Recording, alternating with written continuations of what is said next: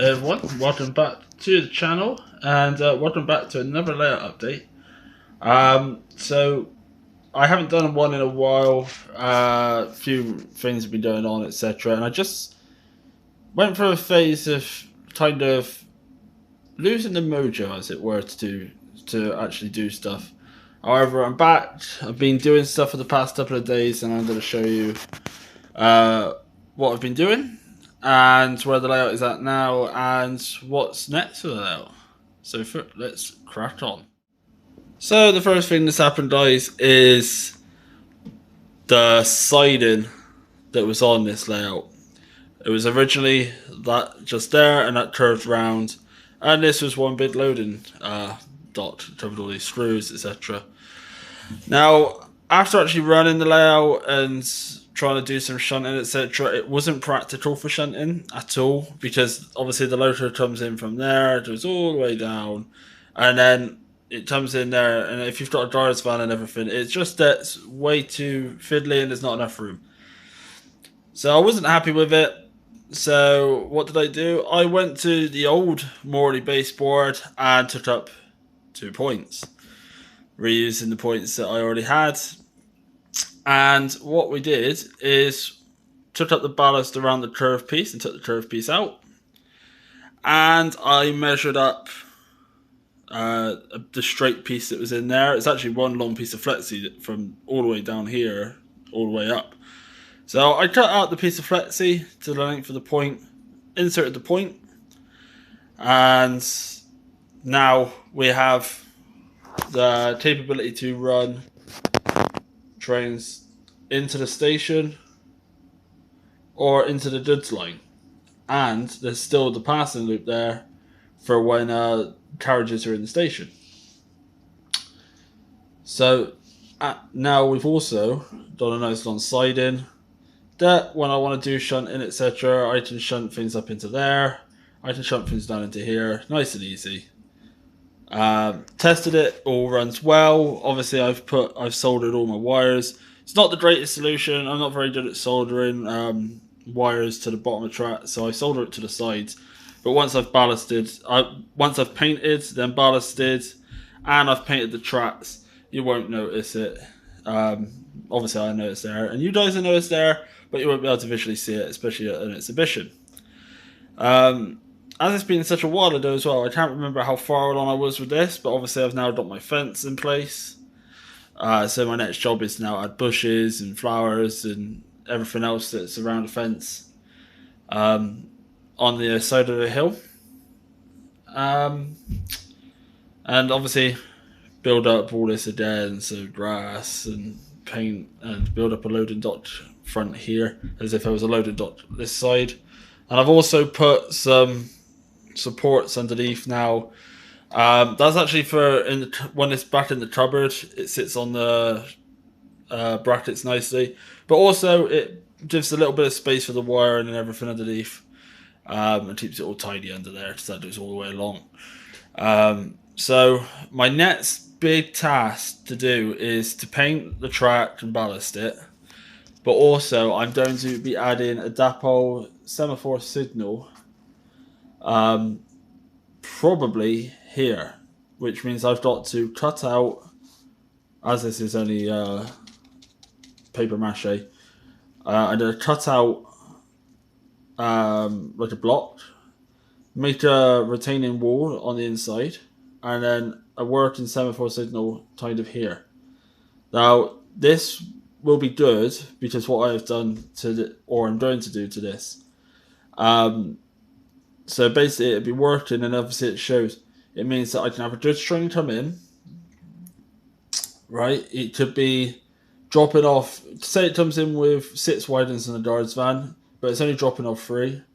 It can run all the way back around to the back of the train, put the guard's van up there or something out the way, take off the widens needed, put it back in there, go back round, put up the guard's van, etc. Put it back along here, and then go all the way back round itself and push all the widens there. And now what I'm going to do is here is going to be a slight cut in the track, like I've done over here, and there's going to be a switch. So this piece of track will go dead between these 2 points. It will go dead, which means I can then dead that train there, like for running purposes, etc., and it shows, etc. A passenger train can then come in, or a rail bus. Passenger train can come in, can go into here. Now, the sector plate has a switch built into it, which means I can dead a loco on the sector plate. So I can uncouple the carriages, put it onto the sector plate, and dead it. Put this one live again, change the signal to down, because it would have been up, because obviously the passenger train was coming in.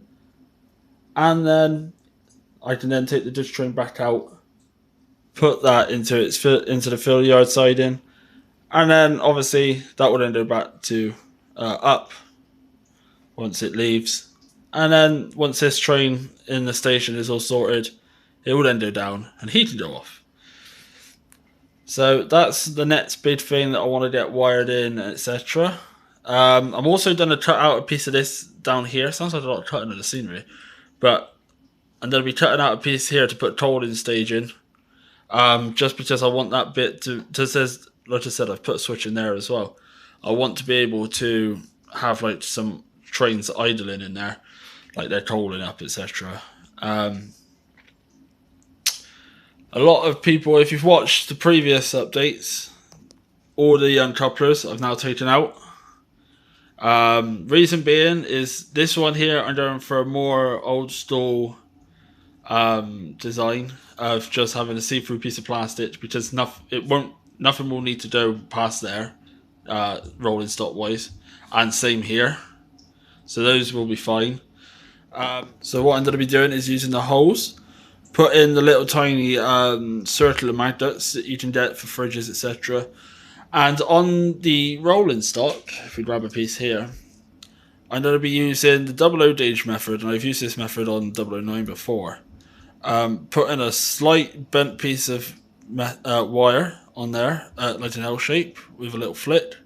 And then when the rolling stock rolls over it, try and do this, it will then hit the magnet and then go up like that. I'll be able to uncouple it. But obviously I need to work out where everything's down to be uncoupled now with the new sidings, etc. So I need to put various magnets around, but I want to leave that bit for, another month or so, just because I want to focus on, obviously, the cutting out of the landscape there, wiring the signalling, and get everything balanced, paint all the track painted. I don't want to ballast this yet until I've also marked where I'm going to drill the holes. So I imagine I'm going to have to drill through some of the old ballast that I've already put down. The only other thing, guys, I can think of is that I actually think I'm going to get rid of my